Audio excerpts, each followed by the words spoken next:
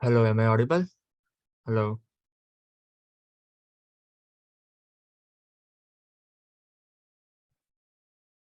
Hello, am I audible? Yeah, you are. Yes. Yes. Okay. So, hello everyone. Good morning and welcome to our event CP100 Introduction to Competitive Programming. My name is Priyanshu Pathak. I am currently in my third year in computer science, obviously. And before we start, I would like to, just let you know that if you have any doubt, if you want to ask something, you can feel free to just unmute and stop. You don't need to raise hand or anything like that. And if you are too shy to speak, you can probably uh, ask in the chat box also. Okay. Uh, okay. So yeah. Okay. So this is just my small intro uh, in the field of CP. You might, you guys might not know what all this means, but we'll get to know about it in the session.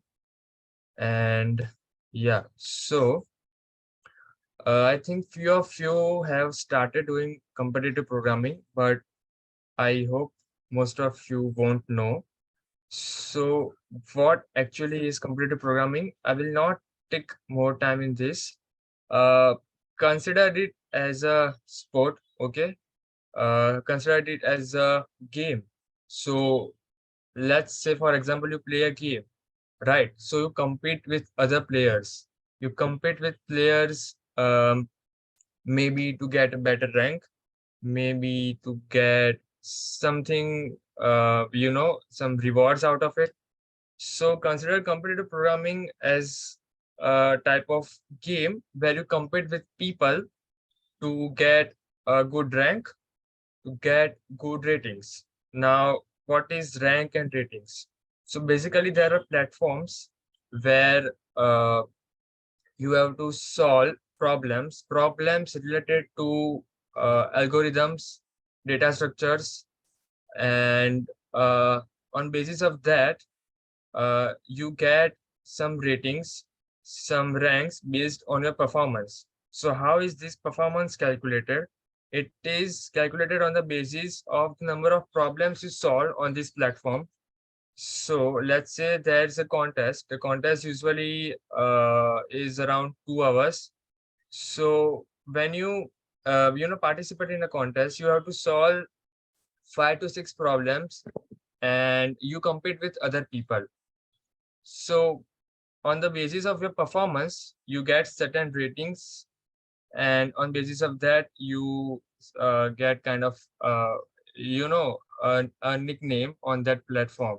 So let's say if you are on CodeChef or CodeForces, they are basically coding platforms. So on basis of your ratings, you get certain types of badges on your name. So yeah, competitive programming is, I would say, sort of a thing that you would do in order to improve your skills in the sense your coding skills, not just, writing the code, but thinking logically and, basically improving your mind to think outside the box. Because when you will, after 4 years, when you will graduate, let's say you are placed in a company, let's say you are in Google, and you are in a team and you are going to solve some problems, or you're going to make a project, right? So there you would have to, basically use your skills, and competitive programming can help you boost that in simple words, right? So uh, yeah, which language to use for competitive programming? Well, if I I hope you guys have learn fundamentals of programming, right? And I think C and Python would be, you all guys must be familiar with that. Um, Please let me know in the chat, one of you, if you're familiar. Uh, Anyone would like to just, say if you're familiar or not with C, Python, any language? Yeah? Okay, cool. So I would like to say that if you have not started yet, then I would like you to go with C++, and there are several reasons behind it. But if you are already doing in Java or Python or let's say C, you don't need to, change your language, especially for competitive programming right now.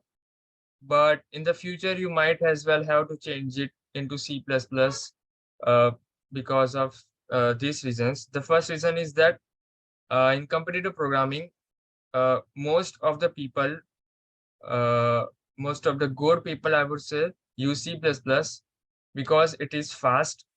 It has many STL functions. We'll get to know what is STL in the next few slides. And most of the editorials, most of the solutions for the problems that you would see will be in C++. I'm not saying that you should go with C++, obviously, but it is better to, take C++ as a head start. And yeah, so another thing is that when you solve problems, right, so there are certain factors that are determined on the basis of your program. So let's say there's a problem and you solve it, right? So in able to solve it,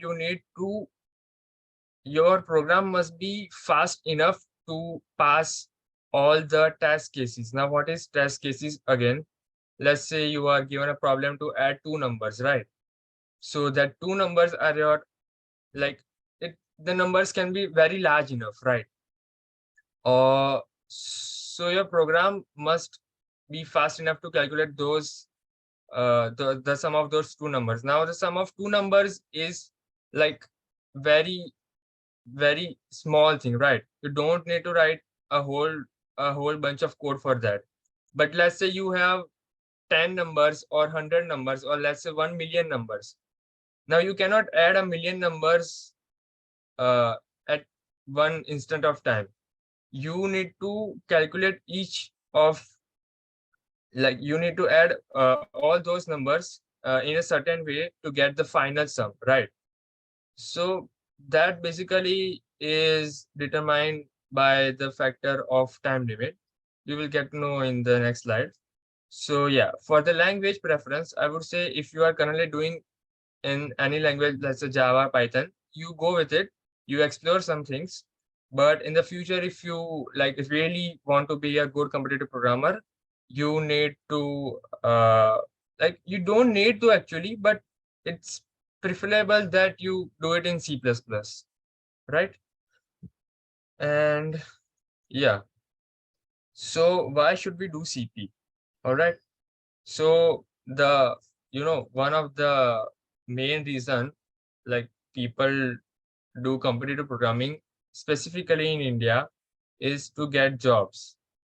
And why jobs? Because let's say you are applying for a product-based company, and for that, you have to first clear the online coding round.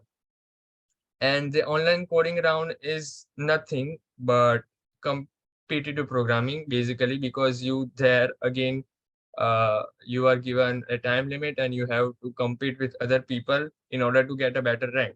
If you get a better rank, if you solve more problems, then you will get selected for the interviews. So even before the interviews, you have to give a coding round. All right. So doing CP will definitely give you an edge uh, over people, right? Then there are several competitions held particularly for programmers.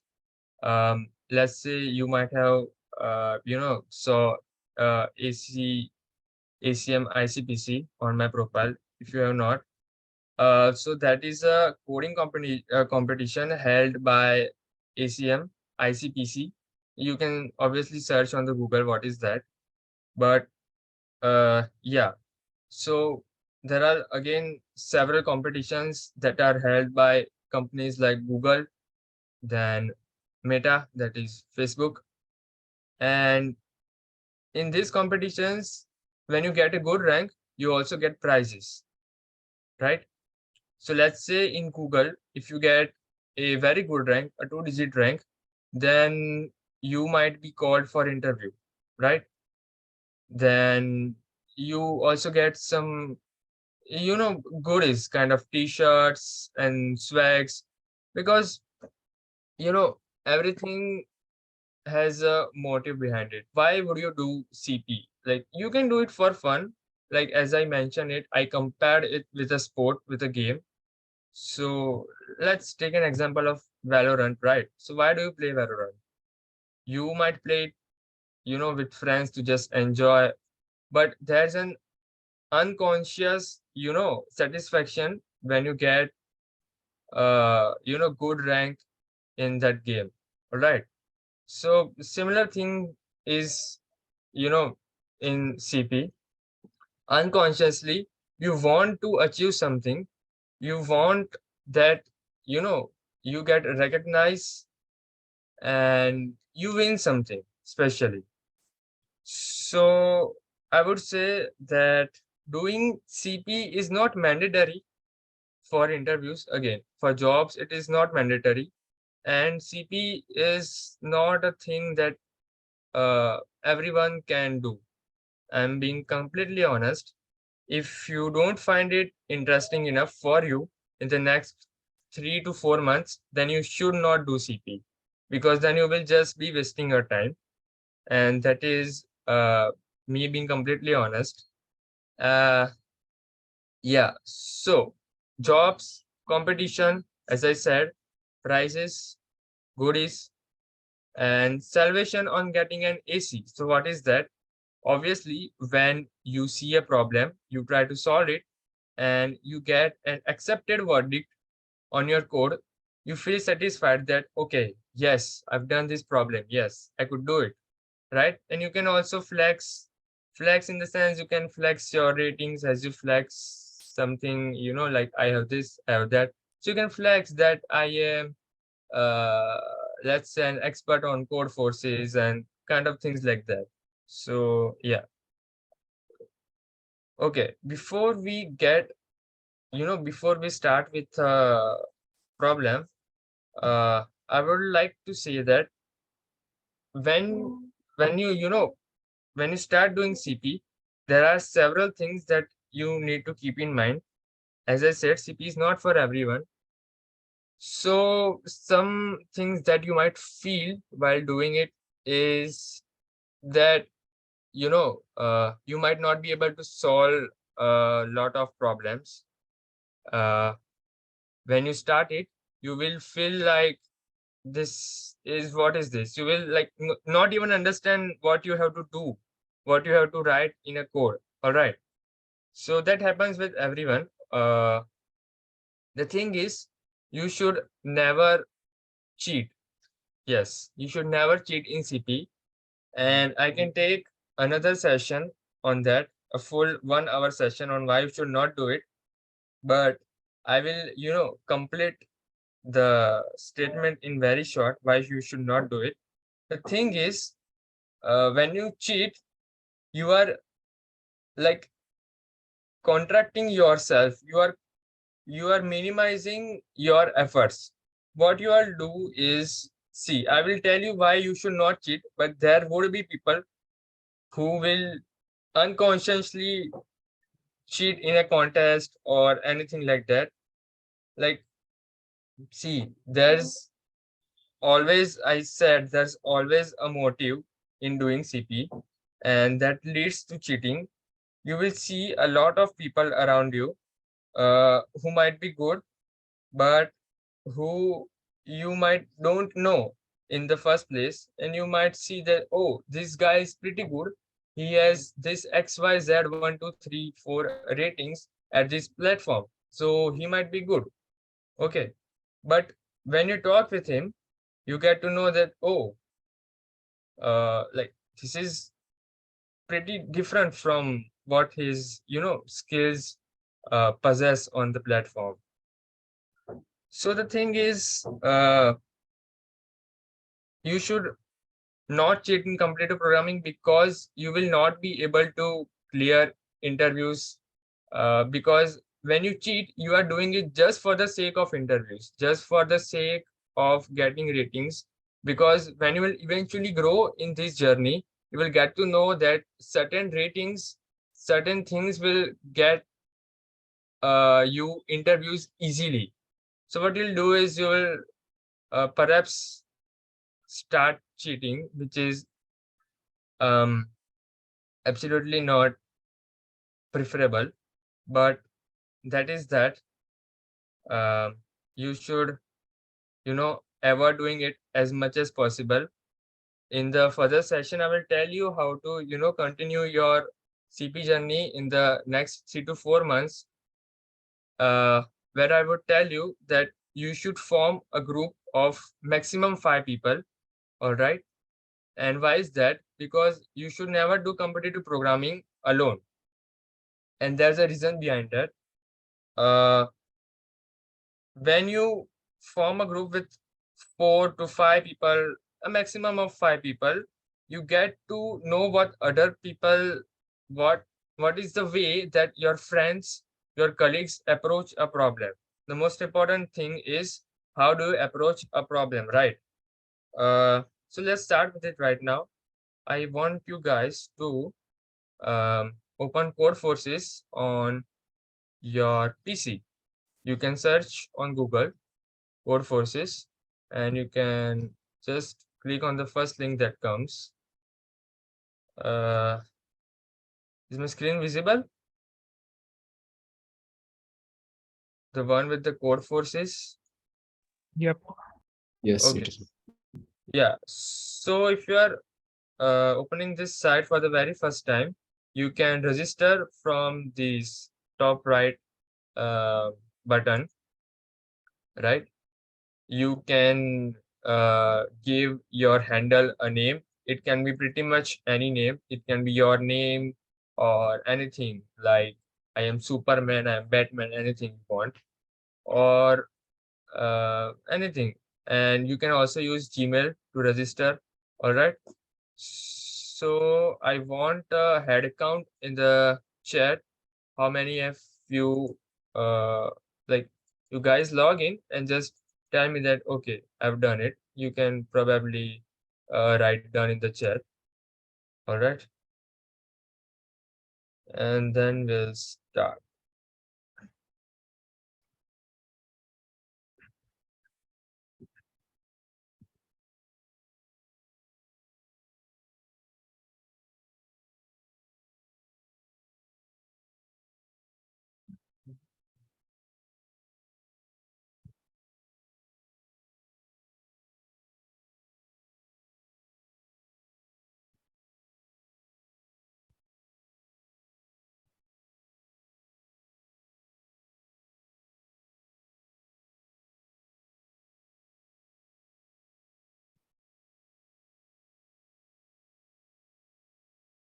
Only 4 people? I want at least how many are there in the meeting? I want at least 25 people. Otherwise, I will not start.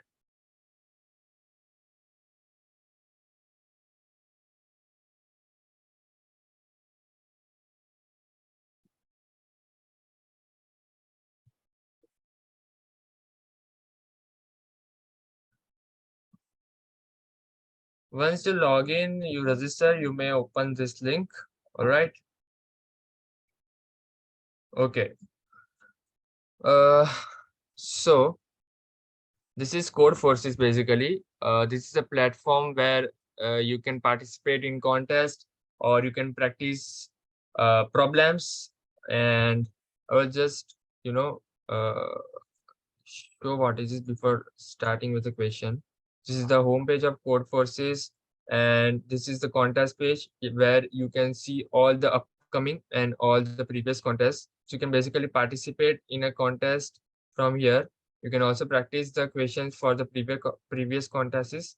This is problem set, where you can find problems. They are basically sorted in the recent order, so recent contest orders. So yeah, and everything else you can just look by yourself. You can probably yeah. So I will just let you know how to approach a problem, how to write it. Okay. Now many of you won't have C++ as your main language right now. So what you can do is you can open a new tab and you can write IDE dot new. So it will basically open an online IDE and you can select C++ from here. All right. You might get a pretty basic small code. I will just on it IDE dot new.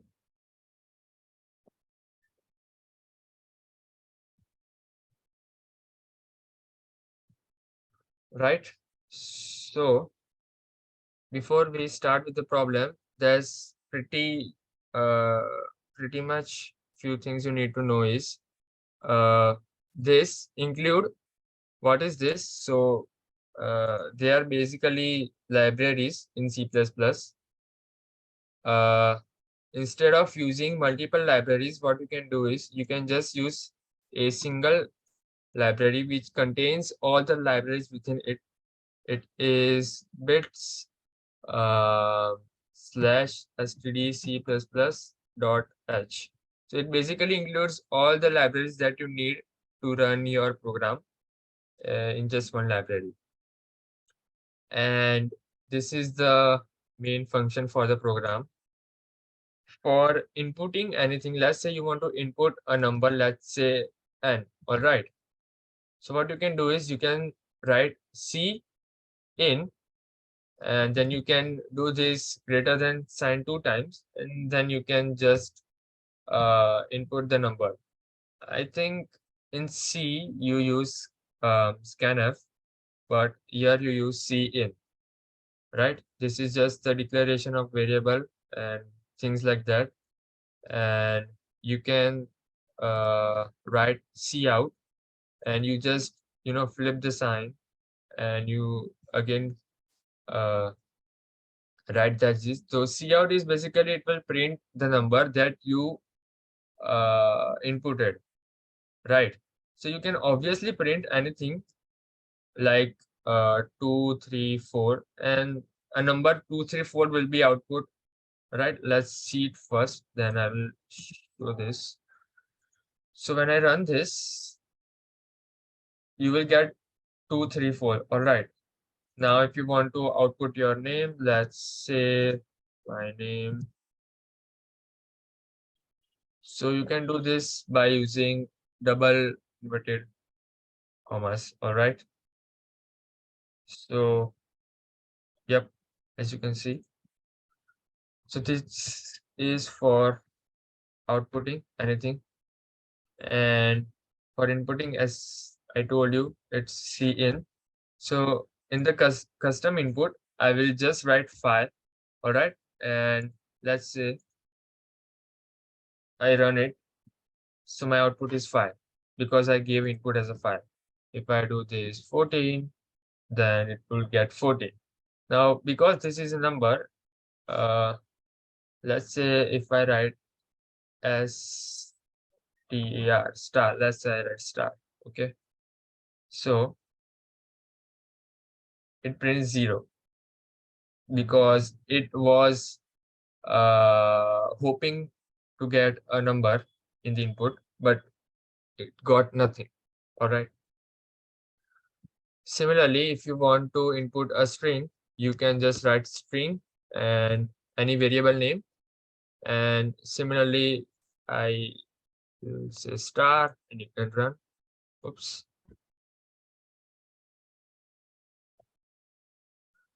So you can get the starting the output. So this is pretty much the input and output things. Now you might have learned the for loops, the if else in your course fundamentals of programming, I think.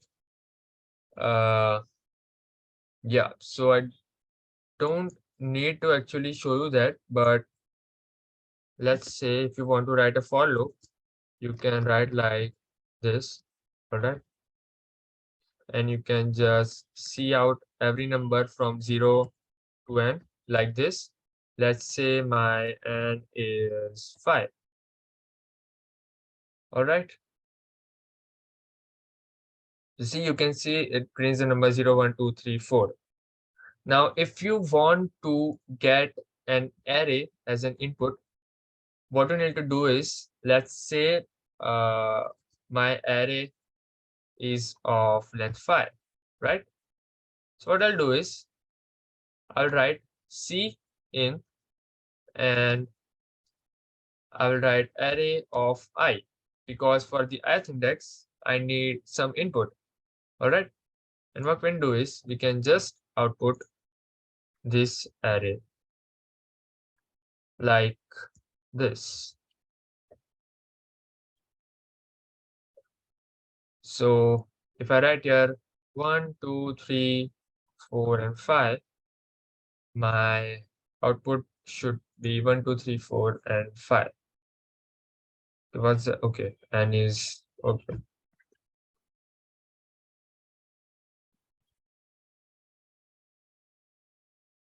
Yeah. So you can also declare this here and write here and these are the pretty similar things you do in C or you might do in Java or Python. In C++, you can also use vector. Vector is basically a big brother of array. What you do is you can define a vector like this, and instead of square bracket, you do round brackets here, and you do the same thing. So if I just comment this and do this here, it will be pretty much same. Yeah.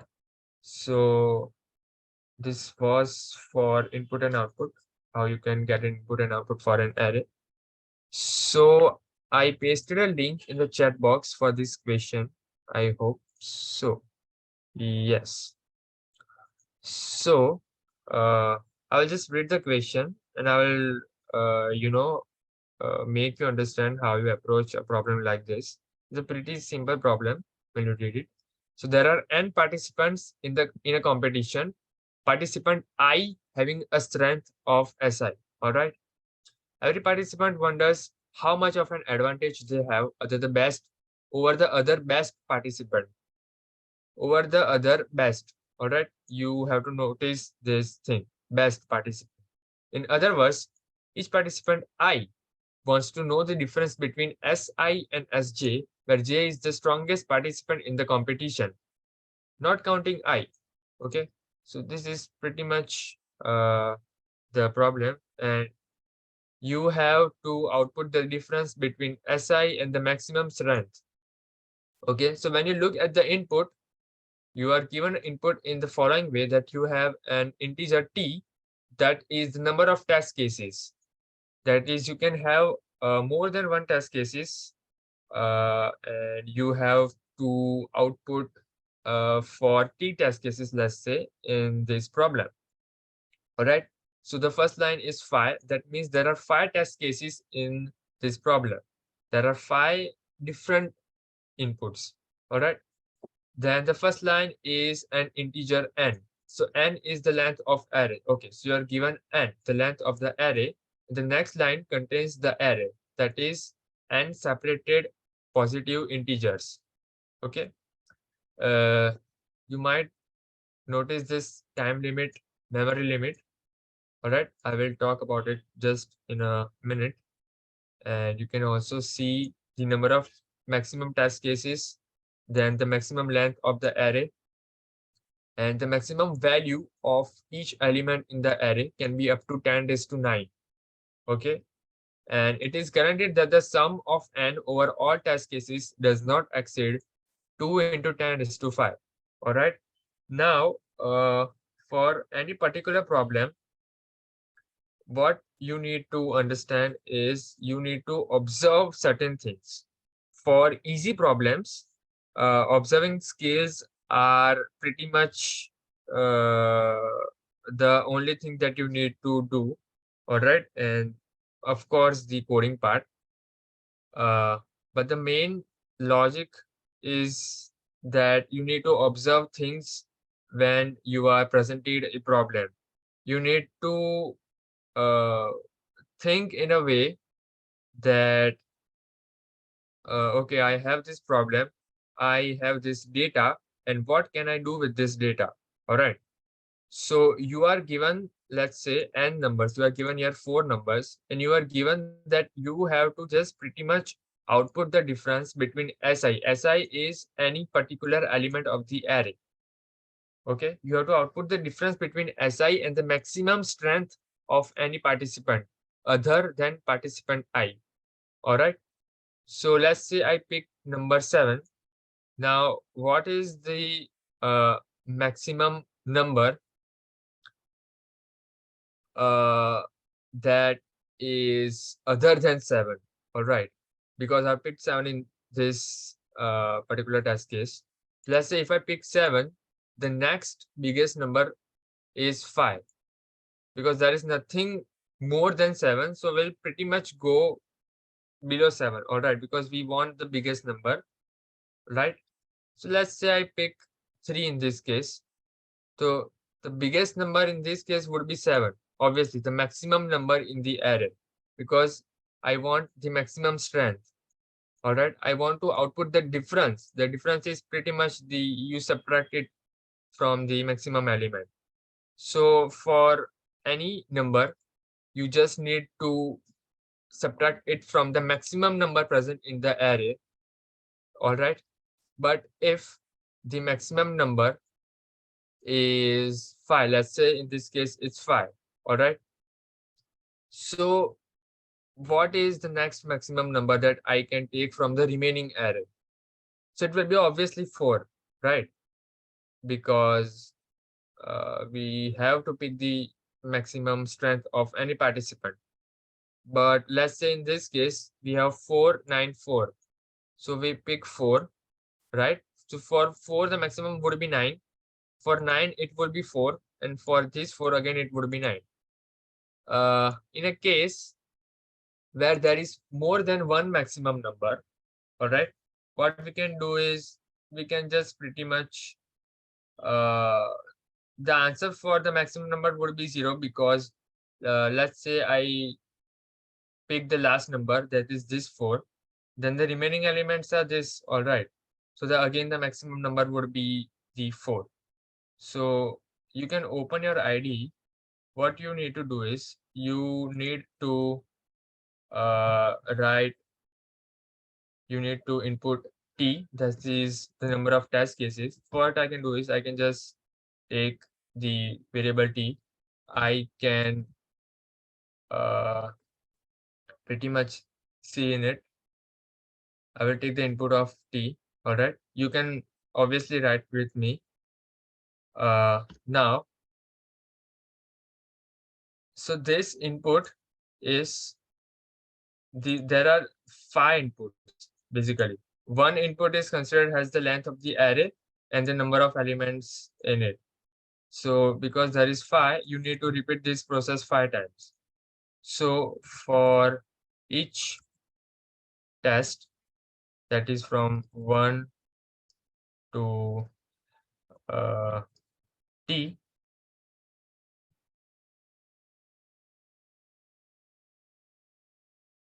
right? So this is my for loop. Pretty much I will be doing this 5 times. When I take the input as 5, I will doing the following operation in this for loop 5 times. All right. So I need an input of the array. So I will just do scene n for the length of the array. And then I can again uh, just input the array. All right. Let's say like this.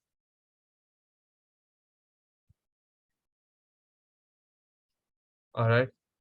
So we can just copy this and we can just run it to see if we have any error or not.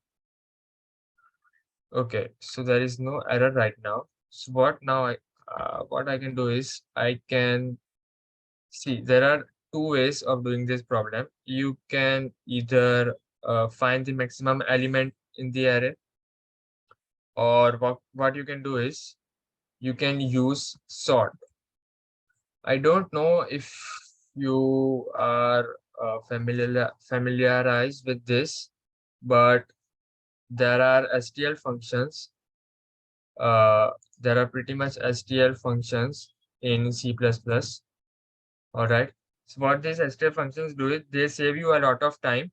They are directly there are directly functions which give you sort of what you need. But let's say like you don't need to implement this sort function by yourself in the program.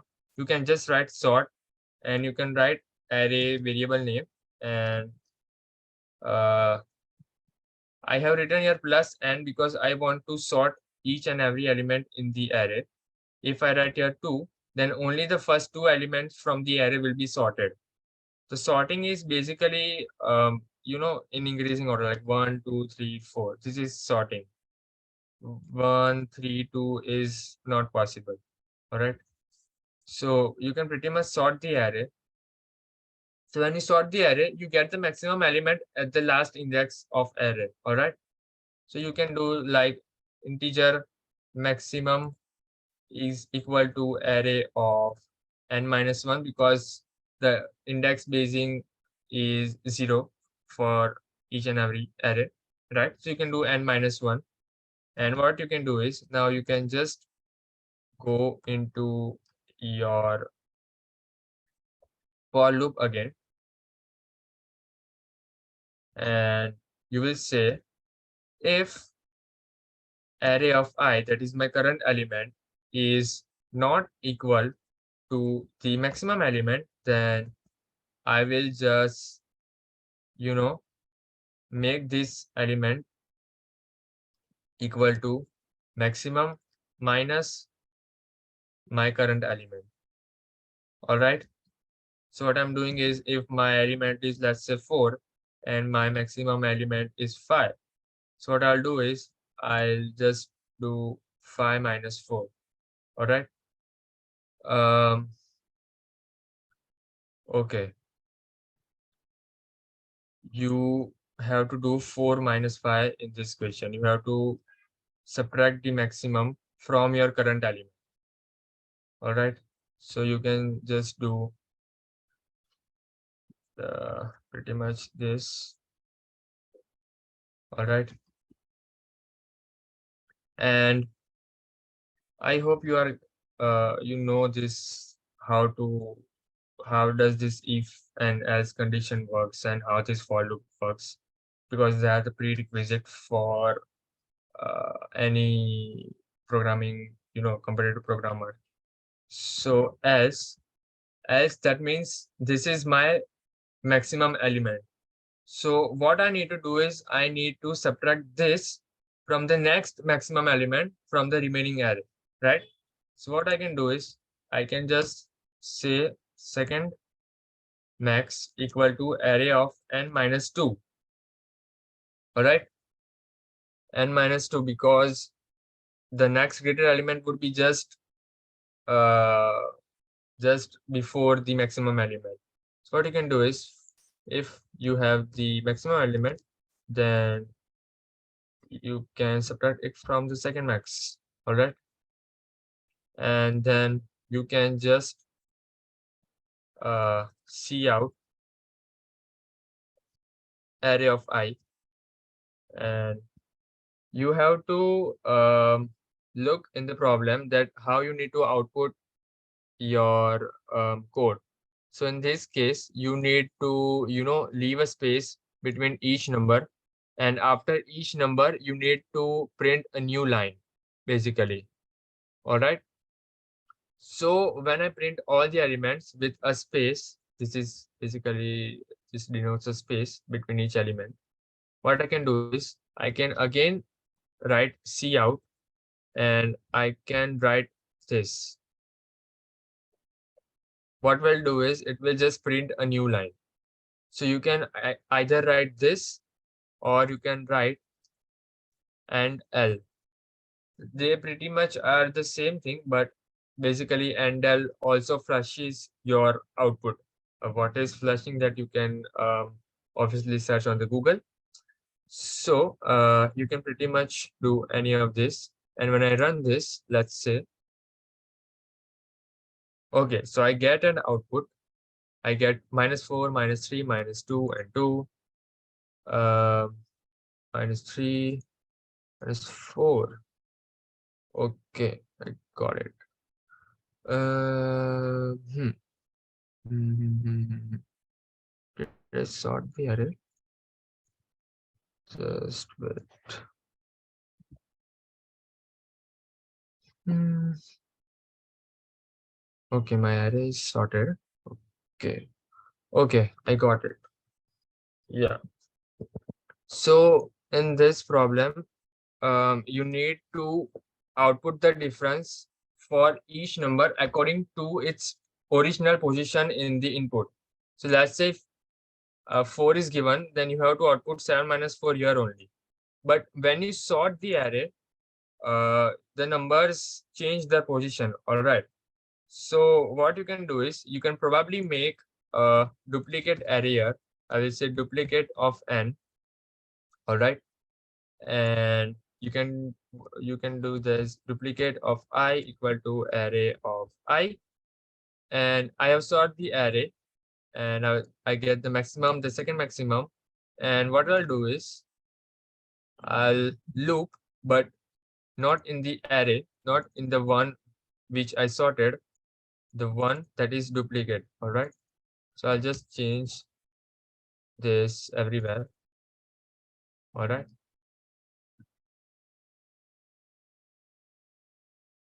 So basically, it does not violate the position of our element.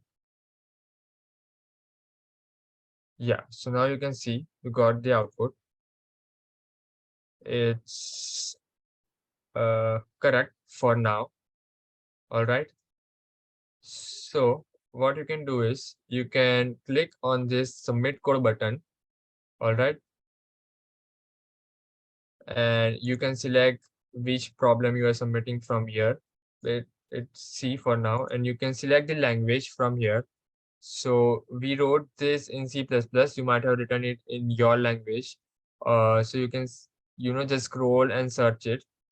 Okay. So you can just pretty much copy and paste your code here. All right. And you can submit from here. You can also choose file from your computer directly. You don't need to copy paste if you don't want to. And you can just submit it, and you can see the verdict is accepted. When you click on this number, is basically your ID, solution ID. You can see all the test cases here. You might not be able to see everything because they are very large in number, but basically it passed, right? So in this problem, the maximum length of the array was, let's say, 10 raised to 5. Just ignore the 2 for now. All right. So what is our actual code doing? So this is our first for loop, that is for the number of test cases. All right. This is for the number of test cases. This is our loop, and we are doing everything in this loop. All right. So let's say if our t is 1000, then we'll be doing this operation 1000 times at least. All right. Now, for each test case, we have a number n. All right. Let's say we have this t equal to 1000, and our maximum length of array for each test case, right, is let's say 10 raised to 2. All right. So let's say this loop runs for 1000 times. All right. And everything below it like this. length of the array. We are, because getting the array as an input, we can pretty much write here 10 raised to 2 times. All right. So I don't know if you are taught this, but basically these are called nested for loops. All right. And whatever operations you do in nested for loops, they get multiplied. So basically you are doing this 1,000 times and you are doing this 100 times. 10 is 2 is 100. So basically you are doing all this, your program is doing 10 is to a total of 10 is to 5 operations. All right. Because that's why it's given that the sum of n does not exceed 10 is to 5. The sum of n over all test cases. That means if we have 1,000 test case, then for each test case, there can be any arbitrary n, but the sum of those n will not exceed 10 is to 5 because of the time limit in this problem. It is 2 seconds here, but basically it is, I will, okay. So if your solution uh, passes the problem, all right, in the given 1 second time limit, that means that uh, the maximum operations that your code will be doing would be around 10 raised to 8. Not for this problem, I'm just saying for any problem, if your solution passes in the time limit of 1 second, then your program would be definitely under 10 power 8 operations, because in 1 second, this is the maximum operations you can do. All right. Uh, yeah. So 10 is to 8 might or might not pass, but everything below 10 is to 8 will definitely pass in the uh, time limit of 1 second. It again depends on your code, right?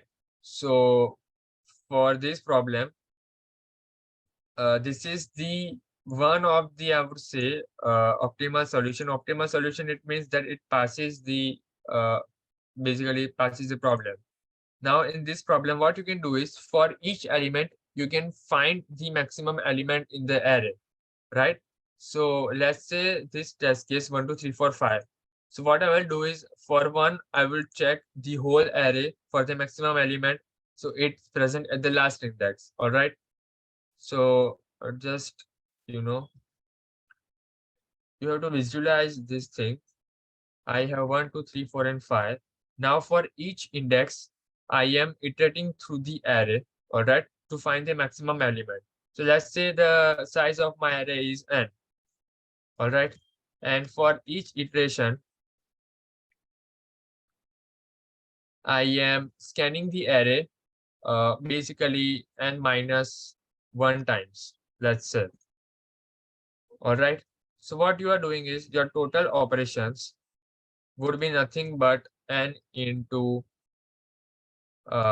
n minus 1, all right. So this is pretty much n square. So what is n square, all right.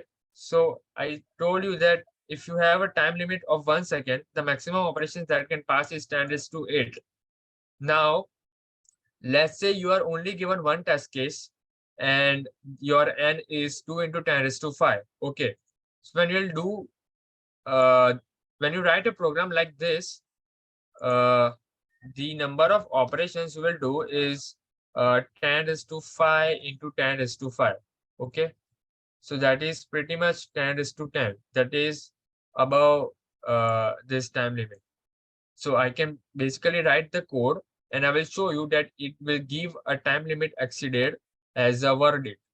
When we got it accepted, it will just give time limit exceeded. Okay, so these are the time complexity things that you need to understand whenever you do competitive programming, because one of the most important thing is the time constraint. Not only how fast you know code a program, but the time complexity of a program. Time complexity is basically, I told you, the number of operations it can do for a certain time limit, right? So for this code, what is my time limit? So because you are inputting an array and the length of the array is n, the maximum time this loop will, run is n times, all right? You only multiply the number of operations when you are using nested for loops. You don't multiply when you are using, different for loops one below the other. Like this is for the input, all right? And this is for getting the output. So this is n times and uh, this is n times, but you don't multiply them. You just add. So simply it would be 2n, all right? Will be n plus n, so it will be 2n, the complexity. You can definitely pretty much learn it from the resource. There's a resource we will share in few minutes. Uh, Basically, you can do everything from there only. So for this program, because I'm sorting, it's not mandatory to sort, okay? For any given problem, there are more than one possible solutions always.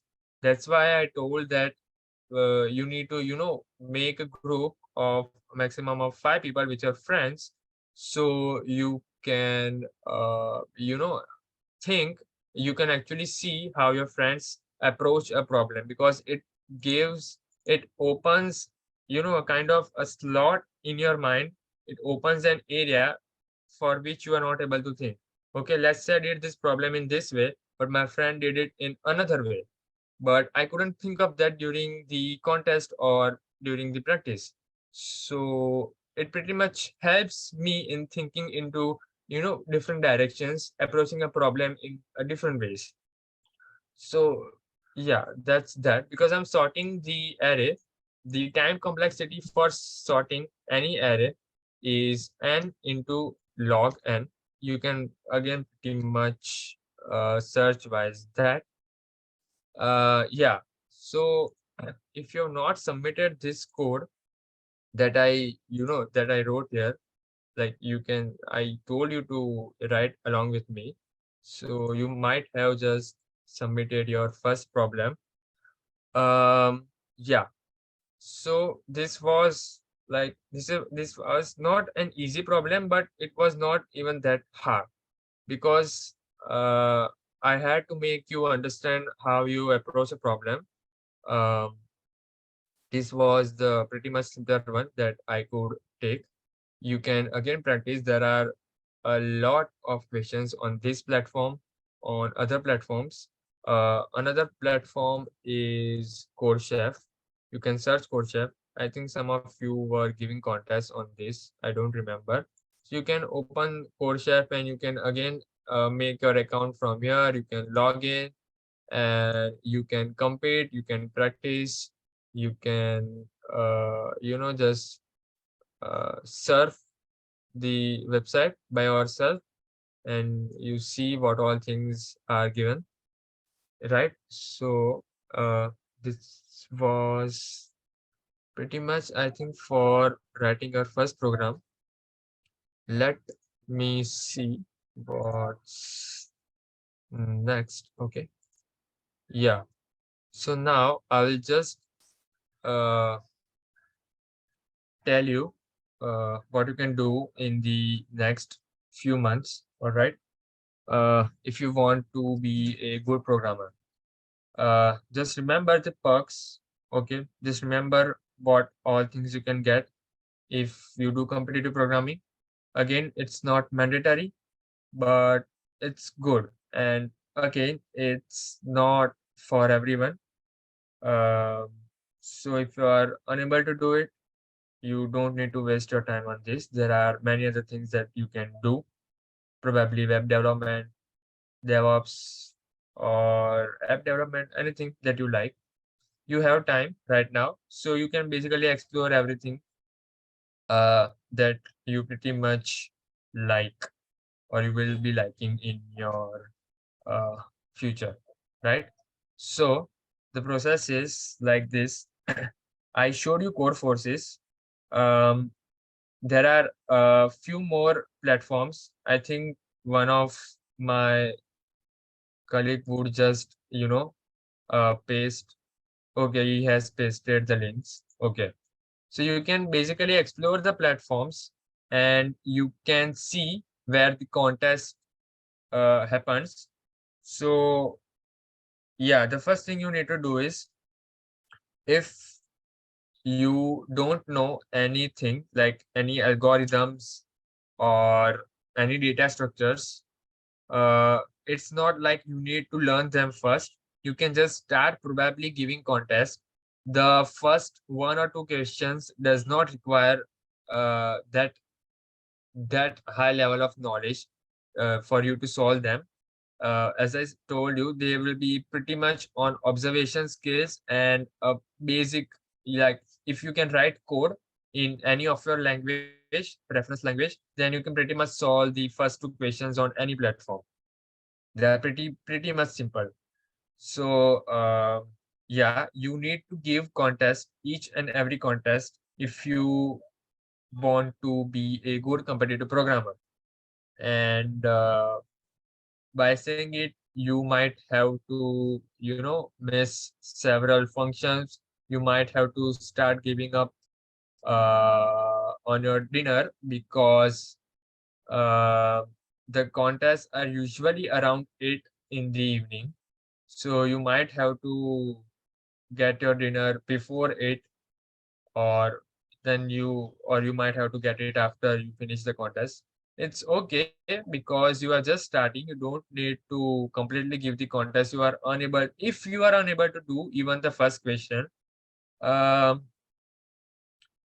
yeah, so I was talking about making a group. So yeah, never do competitive programming uh solo. Don't just do it without any, having friends around you. This is, I will tell you this because I told you, like, your friends might have a different approach for a problem. And the thing is, when you are in a group, you grow faster and you grow together. um, I'm not saying that you should cheat. Again, what I'm telling you is, you make a group of at most 5 people. It can be two, three, four, or five. At most 5 people. And what you do is, whenever you are giving a contest, uh, you should definitely not talk about it during the contest. But as soon as the contest ends, uh, you can discuss it with your friends. You can ask for opinions. How did you solve it? If your friend solved it, obviously. What was your approach? How did you manage to do it? And in that way, you can pretty much grow faster. Again, it's not mandatory, but it's how you should do it, is I would say. Um, yeah. Uh, never, never ever, get someone's code during the contest. It might be your friends or anything. Never do it, because you will be just minimizing your efforts for that particular period of time. But then you will again not be able to solve it in the future. Let's say at the end of the day, you are the only one who are giving the interview in for any company. And if the interviewer asks you any question, and then you will like just remember, oh, I have seen this, but I don't recall it now. And that might be one of the reason that you cheated at that time, because you just couldn't think of that solution. But what I would suggest is, don't do it. Just give time to yourself. Just think about it. Think about the problem, the solution, practice. Okay. If you are unable to, get any progress for yourself in 6 to 7 months, then probably you should, uh, you know, just, take guidance if you really want to do CP. Or then you must know that CP is not for you, because again, everyone is not able to do it. So yeah, that's that. You should never ever think of cheating in a contest. Basically, in competitive programming, you should not cheat. But again, there would be people who would unconsciously cheat, but then you can probably figure out, you will get to know what level at you are uh, when you grow into the upcoming months. You will definitely get to know it. You should never do it. Yeah. So after contest, I said you can discuss it with your friends in the group you made. Don't be a part of more than one group. Just be part of one group with 4 to 5 people, and like you can find a group easily. You can just write in the group who all are interested for this, and then you can make a group. Now, for every contest that you give, let's say you are able to solve X number of problems in the contest, not after, in the contest. All right. So let's say for a contest consisting of 6 problems, you are able to solve 2 problems. Okay. Then after the contest, you need to upsolve in the sense you need to solve those problems that you were not able to do in the contest, but in the ascending order of the difficulty, obviously. So if you are able to do 2 problems, then you might need to look at the editorial of the next 2 problems. You need to figure out how those 2 problems could be solved. You need to understand what data structure or what algorithm is used in that problem. Sorry. So that is because next time when you give the contest, you are able to solve the first 2 problems. But what about the next problems? So when you absolve them, you pretty much get a start. You start to develop your thinking in your mind. You start to develop how these problems could be solved, because right now you might not be able to solve a single problem, but as you practice every day, you will start you will start solving the problems. 1 problems, 2 problems, 3 problems, even you can do it. But after that, like, it's pretty much simple. Like, you are smart, all right. So uh like whenever you do your academics for the exam, right?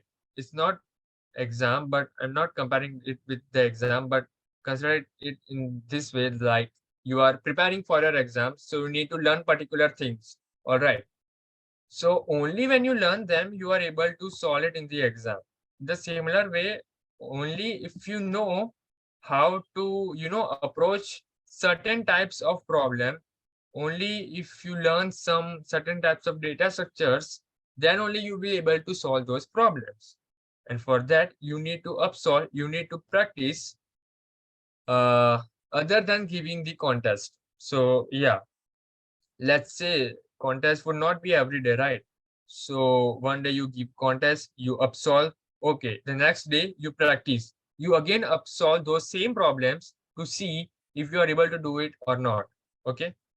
So that is the pretty much thing you will be doing in the next month. Um, there is a topic wise list that you can follow. uh, I think you must follow that, because otherwise you cannot just randomly, pick the problems, because it's like you might be able to do it, but it's not like it is not the process to do it, because then you will not be able to grow uh, in a much coordinated way, I would say, right? So, I don't know if the link is there in the chat, but I will just paste it. I have it with me. Uh, yeah. So, yeah. So that was pretty much the uh pretty much the part I wanted to share. I've just shared the link. From this link, you can probably learn all the basic to advanced things that you need to know about C++. Again, for Python and Java, there might be other resources, even for C++, but you can follow this link. There are many things on this website.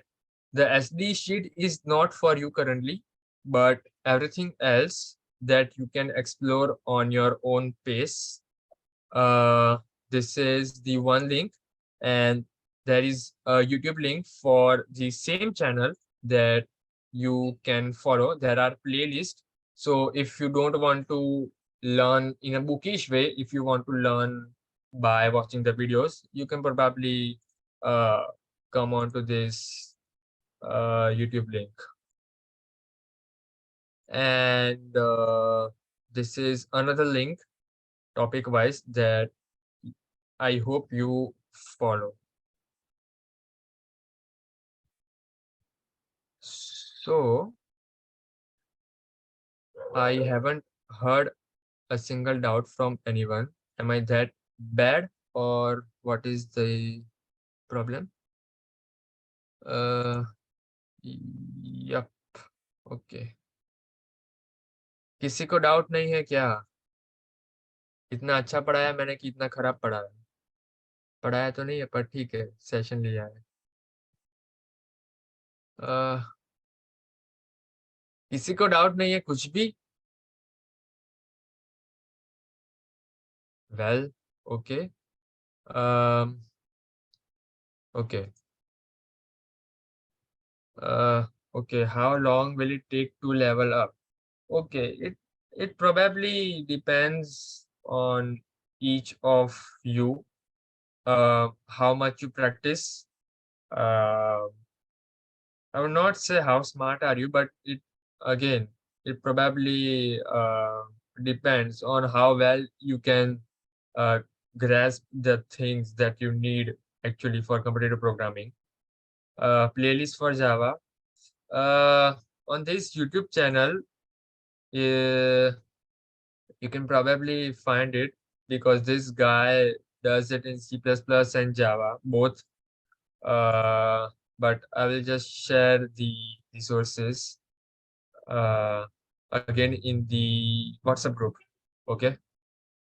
Which language is best to start? Okay, so if you are okay, if you don't have a programming language right now, like you are not doing anything, then I said in the start only that you can go with C++ because it's best for competitive programming. Yeah, how to make a CP group? I don't have any friend who is interested in CP. Oh, huh. Okay. So I hope after this session, few at least 10 to 15 people will start doing CP. All right. So what you can do is you can just type a message in your group, in your not the P club, but in your own group, like who's ready to make a group for CP, and then you will just get some enthusiastic people, even if you don't have a friend. I would suggest that you make some friends, especially for competitive programming, because it will help you in future. You will understand it why. Okay. Uh, hmm. Any other questions? I think there's okay. Should we learn DSA before starting CP or learn DSA while doing CP? No, I told you like you give contest even if you don't know anything, and then you learn accordingly. Like you practice one day, you give contest, you practice. So practice basically includes everything, practicing problems to learning DSA and things for that. Setup for CP, someone asked which program or tool to use, I guess. So you can probably use VS Code. You can like search on YouTube how to set up C++ for competitive programming, and you will get 2 to 3 things. One is VS Code in VS Code, and the second is in Sublime. I will again share the link for that, how to set up. You can also find it on one of the resources I'll be again sharing, that is Geeks for Geeks. You can just probably follow it. How many DSA role in CP? What does that mean? DSA. Huh? You can probably ask again, changing a question. Which platform should I start for practicing questions? Which one is friendly and easy for beginners? See, the thing is, uh, easy. If you want to go with easy, you can go with Code Chef, but I will not recommend it, because then you will uh, get attached to it, and you will not even touch Code Forces, because Code Forces is a bit harder than Code Chef, even for the beginners. I'm not like scaring you, but it's basically the thing. Also, Code Forces is the best platform in my opinion. If you really want to get good, then I suggest you start with Code Forces only.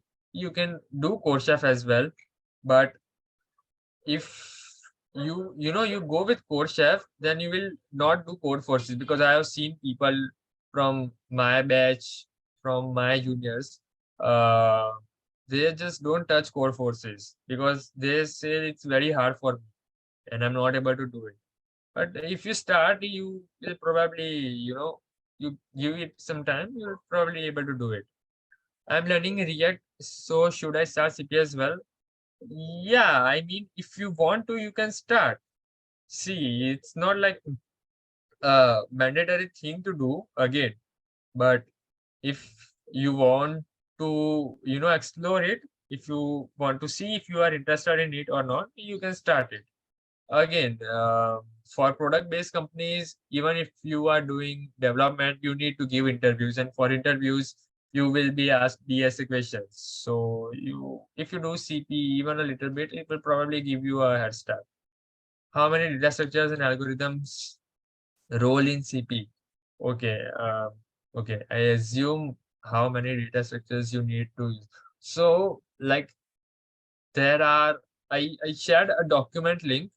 Other than that, I also shared uh, this website link, right? So if you see in where is this? Yeah, A to Z DSA course, you will see this step one, step two. So these are the topics. All right, this pretty much covers everything, all the data structures. Again, you can search on Google. You will again find resources.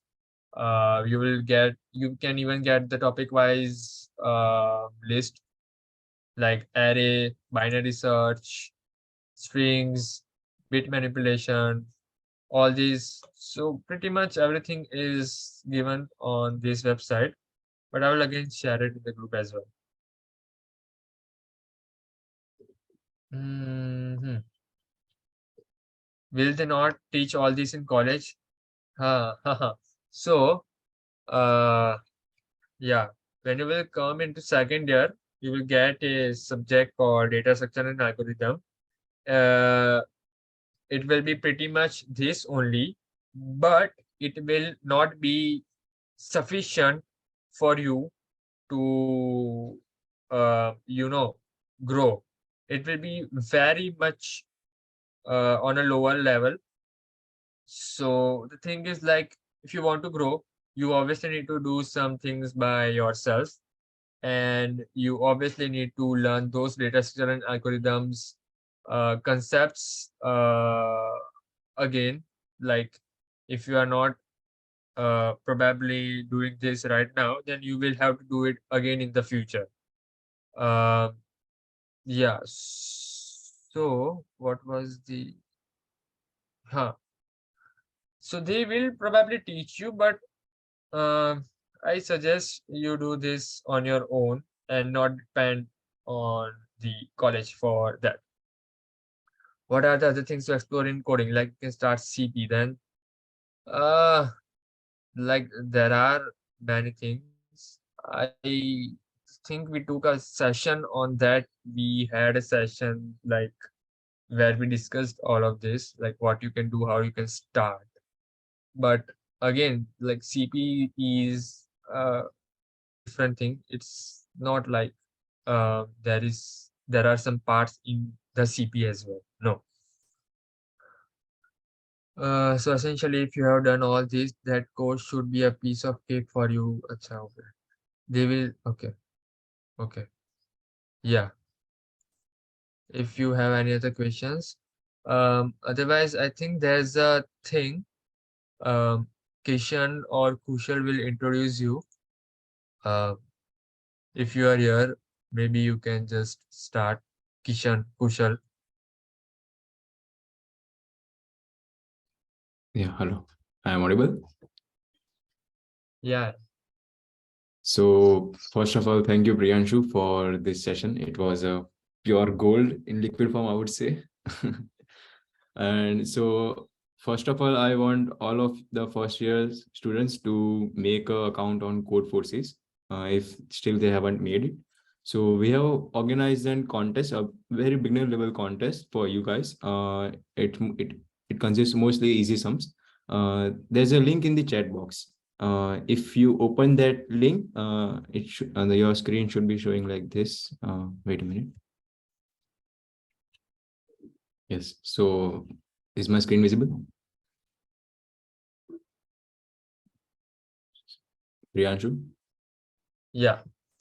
Okay. So first of all, make a Code Forces account, and after that, by clicking on that link, the link will appear. The site will appear like this. So what you have to do is you have to select your membership type as participant, and then click on join button. So here we have, so here it is our programming club's Code Forces group. Here all the contests prepared by us will be showcased here. So what you guys have to do it to participate in this contest.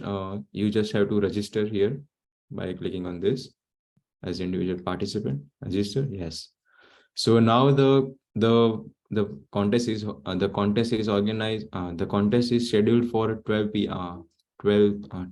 12:05 p.m. So and it will last around 6 hours. So you guys will get a basic idea of how to give contest. Don't worry, they all consist now very beginner level problems, so it won't be that tough. And yes, so that's pretty much it. Yeah, I forgot to mention one or two things that you guys should make a LinkedIn account if you haven't still. Uh, so you can make a LinkedIn account. You can connect with people out there, not just for CP, but uh, pretty basic for everything. You can connect with people, and you can even post your achievements on LinkedIn, especially for CP again.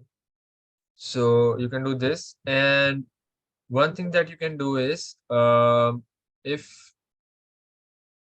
if only possible, not compulsory, you know, make a repo on GitHub, and you push all the questions that you do, in the sense like you just submitted a problem and it is correct. Okay, so now you know, fork it, like you push it into the GitHub, and you make a folder like day one, day two, things like that. Or for certain topics, like if you are doing trees, for example, you can make a folder trees on GitHub, and you can then write all the codes, all the questions that you do into that folder. So it will basically help you in revising it if you want to, revise it in the future. If you want to look it up, you can pretty much do it from your GitHub only. You don't need to again flow through all the resources present on the internet. So that was it. Hmm. Okay. I think then we are done. If anyone have any more questions.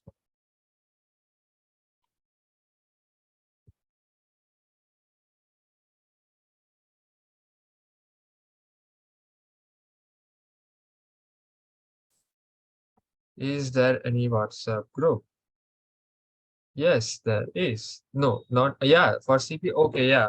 So because we took this session today, we'll be making a group specially for CP and CP discussions. So everyone who is interested can join in the group. Uh, you can, solve your doubts. Your seniors will be there.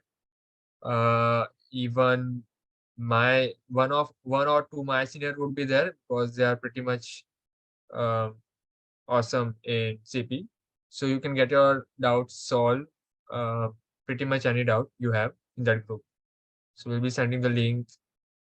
From where we can get the link. Yeah, so I'll share the link in the P Club WhatsApp group. If you are not there, I think you should join it. You should ask any of our friends, or I will just paste it here. Okay. So, yep. Okay.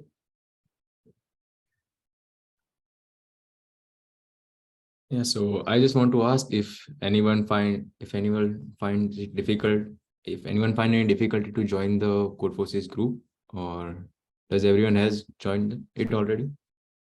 Yeah, if you have doubt, you can basically write in the group as well, or you can um, ping anyone of the P Club members.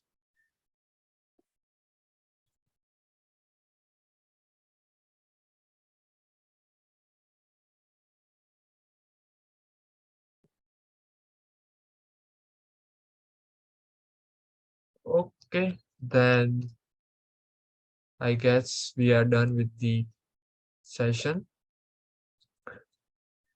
We'll share the resources and everything again in the group as well. So you guys may leave now if you don't have any doubt.